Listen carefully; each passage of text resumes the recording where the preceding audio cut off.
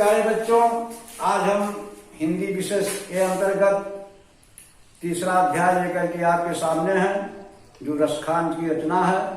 सवैया इसका शीर्षक है। आइए हम इसकी व्याख्या देखते हैं।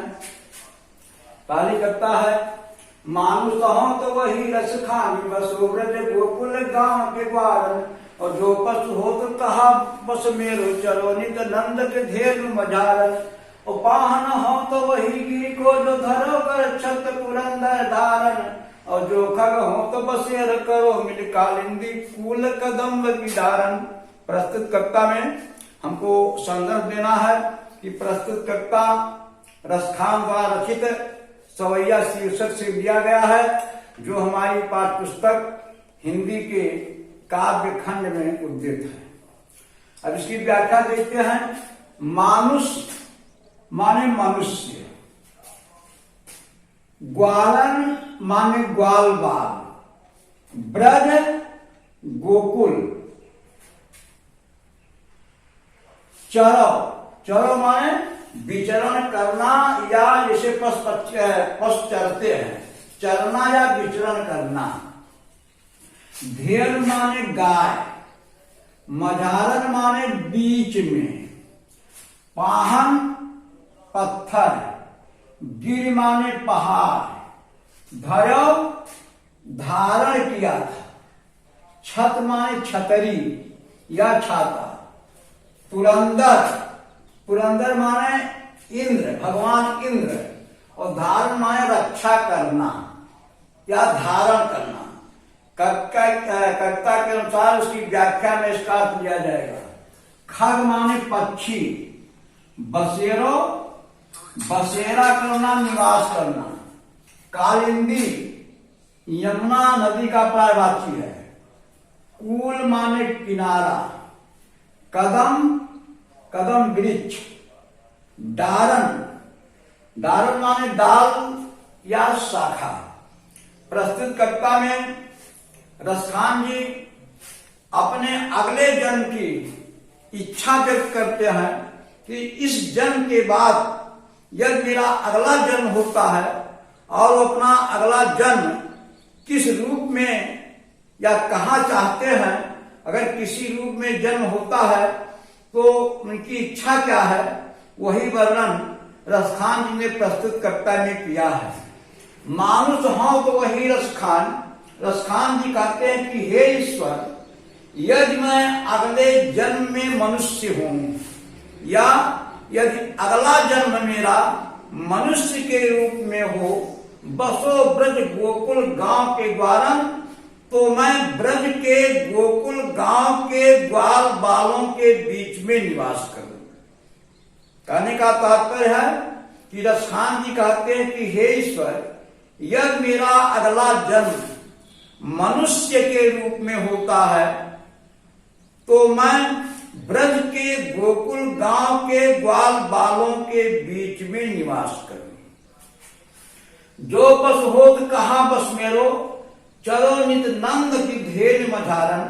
और यदि मेरा अगला जन्म पशु के रूप में होता है तो मेरी इच्छा है कि मैं नित्य नंद के गायों के बीच में चरा करूं। पाना हो तो वही गिर को, और यदि मेरा अगला जन्म पत्थर के रूप में होता है, या मैं अगले जन्म में पत्थर बनूं, वही गिर को, तो उसी गोवर्धन पर्वत का पत्थर बनूं, धरो कर छत पुरंदर धारण, जिसे इंद्र से रक्षा के लिए भगवान श्री कृष्ण ने अपनी अंगुली पर छतरी के रूप में धारण किया था, या छतरी के रूप में उठाया था। और जो खग हो तो बसेरो करो, और हे ईश्वर, यदि मेरा अगला जन्म पक्षी के रूप में हो, मिल कालिंदी कूल कदम की डारण, तो यमुना नदी के तट पर कदम के वृक्ष की शाखाओं पर मैं निवास करूं, अर्थात मेरा बसेरा कदम वृक्ष की शाखाओं पर हो। फिर से एक बार देखते हैं। रसखान जी कहते हैं कि हे ईश्वर, यदि मेरा अगला जन्म मनुष्य के रूप में हो तो मैं ब्रज के गोकुल गांव के ग्वालों के बीच में निवास करूं। यदि मेरा अगला जन्म पशु के रूप में होता है तो मैं नित्य नंद के गायों के बीच में चरा करूं। यदि मैं अगले जन्म में पत्थर बनूं तो उसी पहाड़ का पत्थर बनूं, उसी गोवर्धन पर्वत का पत्थर बनूं जिस पर्वत को इंद्र से रक्षा के लिए श्री कृष्ण ने अपनी अंगुली पर छतरी के रूप में उठाया था। और यदि मैं अगले जन्म में पक्षी बनूं तो मैं या मेरी इच्छा है कि यमुना नदी के तट पर कदम वृक्ष के शाखाओं पर निवास करूं या मेरा बसेरा कदम वृक्ष की शाखाओं पर हो। इसी तरह आइए हम दूसरी कविता देखते हैं। आज गई हुती भोरी हो, रस खान रही वह नंद के भव नहीं। वाको जियो जुग लाख करोड़, जसो मत के सुख जात कहो नहीं। तीर लगाए रंजन, भाव बनाए झिठो नहीं। और डार हमें न निहारत, वारत जो पुचकारत छो नहीं। आज गई हुती माने हुई, भोर ही, भोर माने सुबह या प्रातः, रई माने लीन या डूबी हुई, भवन नहीं, ये भवन है, भवन माने घर, करोड़ माने करोड़, युग माने युग, कहो नहीं, कहा नहीं जा सकता या जिसका वर्णन नहीं हो सकता। अंजन माने काजल, झिठौने, एक शब्द झिठौनिया है। झिठौने माने झिठौन होता है, जो माताएं छोटे छोटे बच्चों को कुदृष्ट से बचाने के लिए भाव के ऊपर एक काला अर्धचंद्राकार या टीका लगाती हैं, बनाती हैं, उसी को झिठौना कहा जाता है। हमेलन हार, हमेल का माला यानी हार माने माला। निहारत माने देखना, वारत माने न्यौछावर करना, और पुचकारत माने पुचकारना या चूमना। छौनह माने पुत्र, बालक या लड़का। आइए व्याख्या की ओर बढ़ते हैं। आज गई हुती भोर ही हो, रसखान रही वह नंद के भवन है। एक सखी दूसरे सखी से कहती है कि हे सखी, आज सुबह ही मैं प्रेम में लीन नंद के घर गई हुई थी। वाको जियो जुग लाख करोड़, ईश्वर करें उनका पुत्र श्री कृष्ण लाखों करोड़ों युगों तक जीवित रहे। जसो मत को सुख जात कहो नहीं। माता यशोदा को जो सुख मिल रहा है उसका वर्णन नहीं किया जा सकता।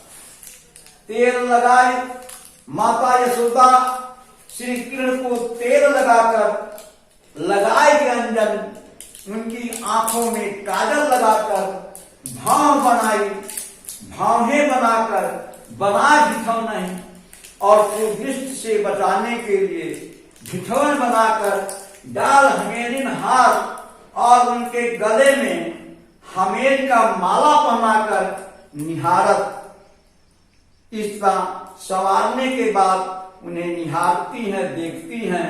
वारत अपने को न्यौछावर करती हैं, पुचकारत और प्रेम से चूमती हैं। सरल करेंगे। एक सखी दूसरे सखी से कहती है कि हे सखी, आज प्रातः ही मैं प्रेम में लीन, प्रेम में लीन रई शब्द से लिया जाएगा। नहीं आप एक तरह से भटकोगे कि प्रेम में लीन शब्द कहां से मिला, तो रई माने होता प्रेम में लीन या प्रेम में डूबी हुई। तो एक सखी दूसरे से कहती, हे सखी, आज सुबह सुबह ही मैं श्री कृष्ण के प्रेम में लीन नंद के घर गई हुई थी। ईश्वर करें उनका पुत्र श्री कृष्ण लाखों करोड़ों युगों तक जीवित रहे। यशोदा माता के सुख का वर्णन नहीं किया जा सकता। माता यशोदा श्री कृष्ण को तेल लगाकर, आंखों में काजल लगाकर, भावने बनाकर, कुदृष्ट से बचाने के लिए ठिठोर बनाकर उनके गले में हमें की माला पहनाकर निहारती हैं, अपने को न्यौछावर करती हैं और प्रेम से बालक श्री कृष्ण को पुचकारती हैं, चूमती हैं। इसी क्रम में तीसरी कविता, धूरी भरे अति शोभित श्याम जू, तैसी बनी सिर सुंदर चोटी, खेलत खात फिरे यगना पग, पैजन बादत पीरी कछोटी, या छवि को रस खान विलोकत वादत काम कला निज कोटी, और काव्य के भाग बड़े सजनी, हरि हाथ से लय गो माखन रोटी।